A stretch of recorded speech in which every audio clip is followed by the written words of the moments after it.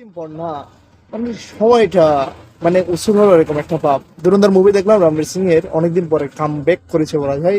Come back বলতে মানে অন্য একটা একটা ফিলিংস, এক কথা বলতে গেলে পয়সা অবসর জাস্ট ওয়াল লেভেলের একটা অ্যাক্টিং, সাড়ে 3 ঘন্টার একটা মুভি উইথাউট বোরিং আপনি দেখতে পাবেন। And gem of the time the villain Akshaye Khanna was fabulous acting, and Ranveer Singh বাঘাবা একটা সঞ্জয় দত্ত, অ্যান্ড যে ক্যারেক্টারগুলো ছিল সবগুলো না দারুণ।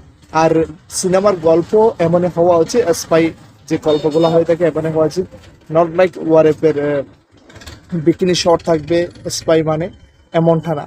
জাস্ট ক্যারেক্টারের সাথে মিশে যাওয়া। অ্যান্ড সং একটা যেটা আছে আপনার সেখানকে নিয়ে একবার দেখুন, অনেস্টলি বলছি আপনার ডান্স করতে ইচ্ছা করবে। আপনারা যদি ধরুন না দেখে থাকেন অবশ্যই দেখুন। আমি এর থেকে বেশি কিছু বলতে চাই না, যখন ওটিটিতে আসবে যখন ডিটেলস আলোচনা করে যাবে। আপনার ওপিনিয়ন জানান কমেন্ট সেকশনে। আর আপনার কোন সিকোয়েন্সটা সবচেয়ে বেশি ফেভারিট সেটা অবশ্যই জানাবেন।